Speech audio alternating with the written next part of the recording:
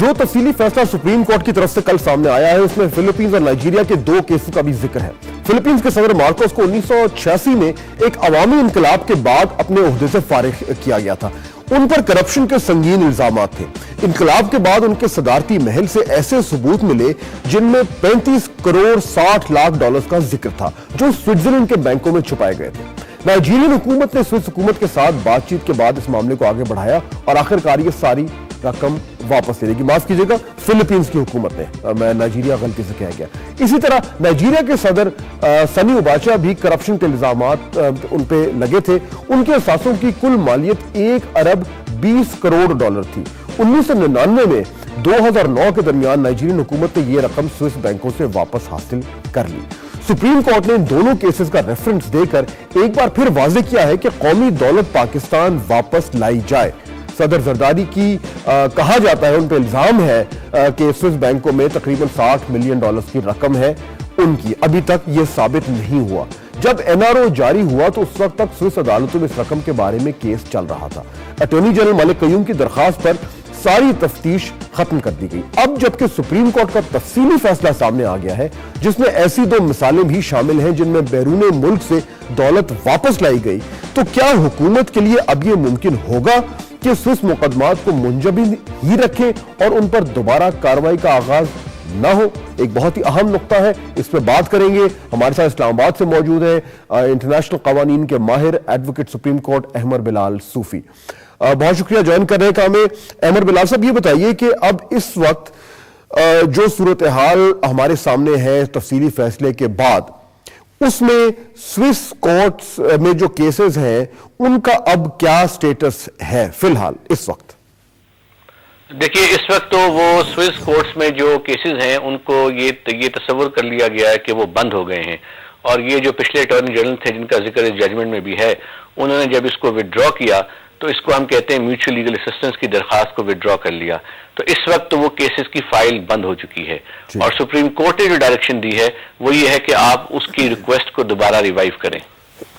अच्छा, अब अगर वो रिक्वेस्ट को जो है वो इंप्लीमेंट करना है तो क्या करना होगा? देखिए, उसके लिए तो जो सुप्रीम कोर्ट का जो शॉर्ट ऑर्डर है वो भी क्लियर था और जो अभी तफसीली जजमेंट आई है उसमें सिर्फ दलाइल और डिस्कशन जो है वो ऐड हुई है।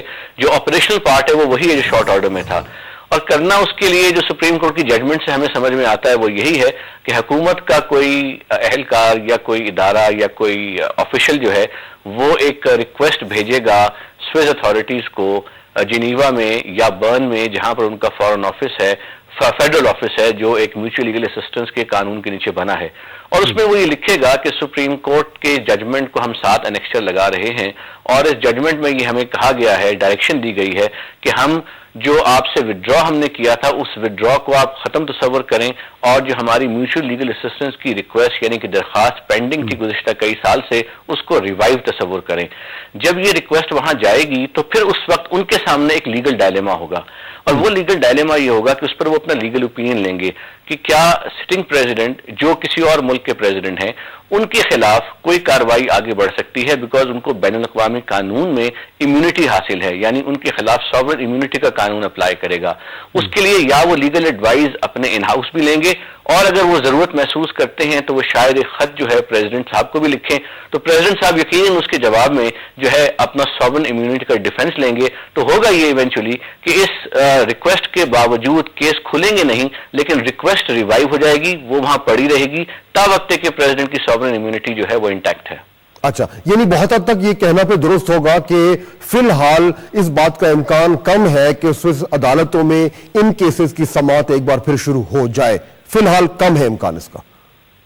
जी, फिलहाल कम है, क्योंकि उसकी वजह मैंने आपको बताई। एक तो उसकी वजह यह है सॉवरेन इम्यूनिटी का डिफेंस, और दूसरी उसकी वजह जो है स्विस अदालतें या स्विस हुकाम आपसे ये भी कहेंगे कि क्योंकि हमने इस पैसे को जो हम प्रोसिक्यूट कर रहे थे, इस पैसे के ऊपर जो मुकदमा चला रहे थे वो मनी लॉन्ड्रिंग का था, और मनी लॉन्ड्रिंग का मुकदमा उस वक्त तक कामयाब नहीं होता स्विट्जरलैंड में जब तक जिस क्राइम से वो पैसा जनरेट हुआ है वो एस्टैब्लिश या प्रूव ना हो जाए। सो चूंकि पाकिस्तान में भी मुकदमात खुले हैं और अभी किसी में कन्विक्शन किसी मुकदमे में या उस पर्टिकुलर मुकदमे में नहीं आई जिसके हवाले से आप ये कहते हैं कि ये पैसा यहाँ से लॉन्डर होकर स्विट्जरलैंड गया था, تو हुक्काम का मौक़िफ़ ये होगा कि आप पहले उस केस को रिवाइव करें, उसमें कन्विक्शन लें, फिर हम मजीद इसको प्रोसेस करेंगे। और वो जाहिर बात है वो करना जब तक ये इम्यूनिटी हासिल है, तहफ़्फ़ुज़ हासिल है सदर को, तो यहाँ पे तो वो केस खोल नहीं सकता। मुझे ये बताइए कि पैसे की बात हो रही है, कहा जाता है कि वहां पे $60 लाख है, वो चाहे उस अकाउंट में है, वहां से निकल गए हैं, क्या सुप्रीम कोर्ट ये कह सकता है कि ये फंड्स, ये पैसा, ये रकम जहां भी है उसे मुंजमद कर दिया जाए, उसे वहीं पे फ्रीज कर दिया जाए? जी, एकेडमिकली सुप्रीम कोर्ट ये कह सकता है।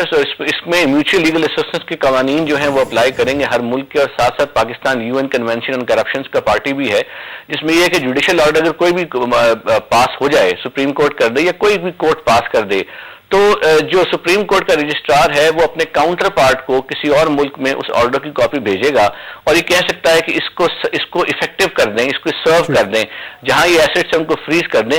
मगर जाहिर है कि सुप्रीम कोर्ट की जजमेंट में ऐसी कोई बात नहीं हुई है, ऑल्दो की एक पॉसिबिलिटी है, लेकिन सुप्रीम कोर्ट ने इस हद तक नहीं गए। ठीक है, बहुत शुक्रिया। अमर बिलाल सूफी इस्लामाबाद से हमें बता रहे थे कि स्विस केस का इस वक्त क्या स्टेटस है, और उनका कहना यह है कि अगर पाकिस्तान की जो हुकूमत है वो एक खत यहाँ से लिख भी दे स्विस हुक्काम को सुप्रीम कोर्ट के फैसले के मुताबिक, वहां पे अभी तक ये वाज़ेह नहीं है कि वो केसेस की समाअत एक बार फिर शुरू हो सकती है, क्योंकि सदर जरदारी के पास सॉवरेन इम्यूनिटी है और हो सकता है कि वो वहां भी अप्लाई करे। प्रोग्राम के हम आखिर में पहुंच रहे हैं और हस्ब मामूल आखिरी बात।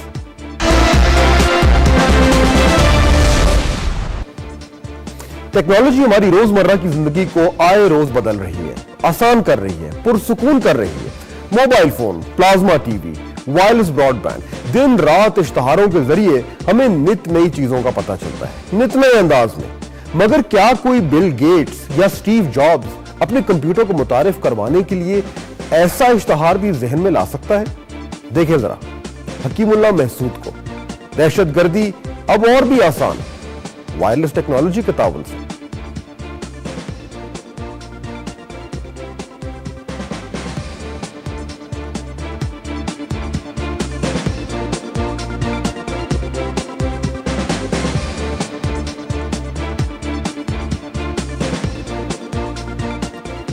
फहद हसन को इजाजत दीजिए, खुदा हाफिज।